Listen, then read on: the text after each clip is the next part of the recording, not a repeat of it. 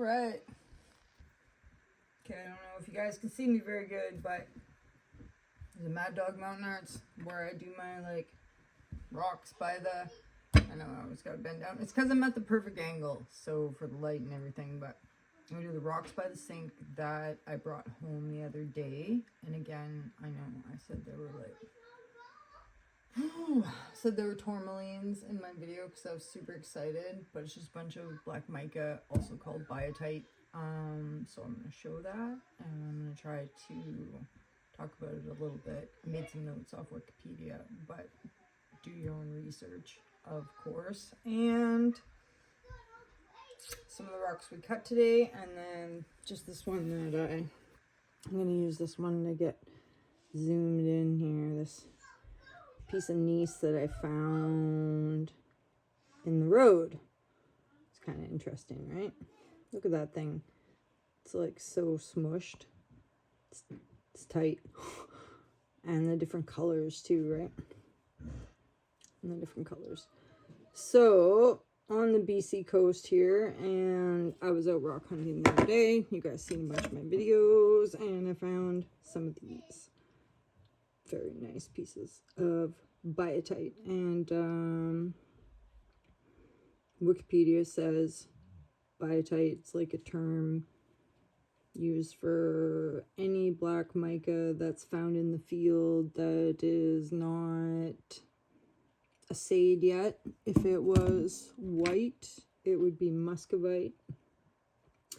In my other video, you seen me say that muscovite is actually a term from Moscow in Russia, because that's what my really old dictionary says, because it's that old. But I'm sure now that, yeah, muscovite's just like a white mica. And really quick, so off Wikipedia, ooh, busted apart. Sheet silicates. The biotite is a group of sheet silicates, and since we're on the coast, we got lots of minerals. So in the sheet silicates group is iron, magnesium, aluminum, silicon, oxygen, hydrogen, to make these biotite crystals.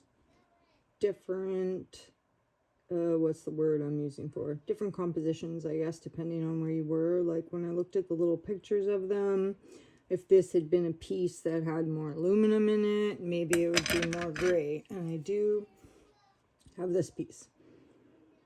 Look at how gray that is compared to the black ones we just had. And so the black ones actually look like they were silicon. And then the weak sheets bound together by potassium ions. Like, I'm not a chemistry person, but that is interesting to me because the pink case bar, look, here's some moss on there too. The pink case bar is said to be a potassium chloride. So that's kind of interesting. And like I said in my other video, I got to do some reading about potassium before I can get really, really into that one. Because holy, potassium and potash, and man, it was a lot of different reading. It was like, who made the potassium and what you can use it for, and then some like big words that I've never heard in my whole life. So I'm not even going to go into that. I just want to show you these biotite pieces that I found that are super sweet. Super sweet. And like, yeah, so black mica or biotite.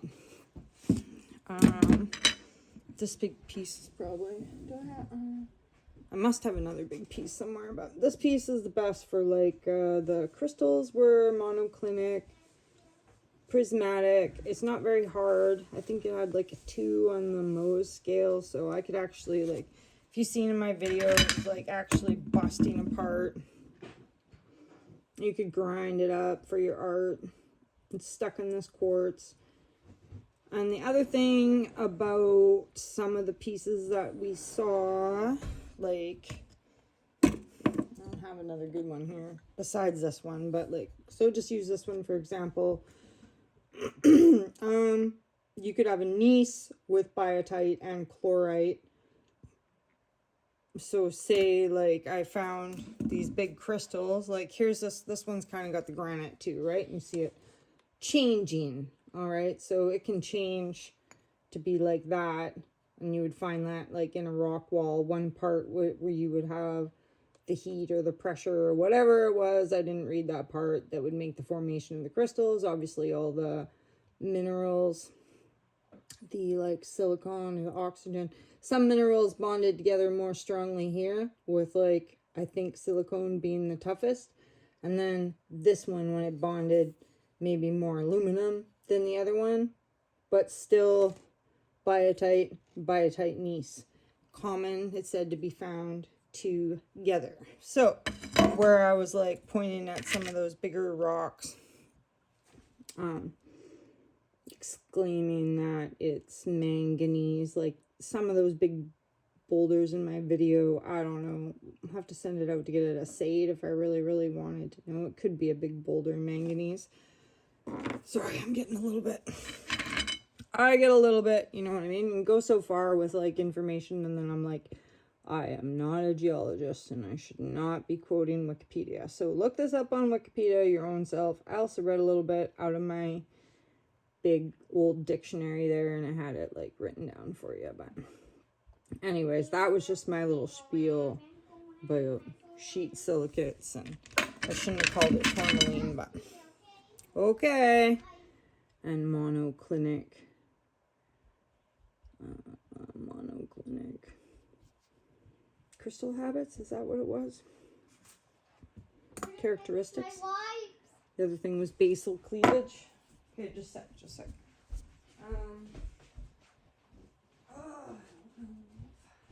Okay, sorry guys, they're probably in your bedroom. Okay, well let's pause that.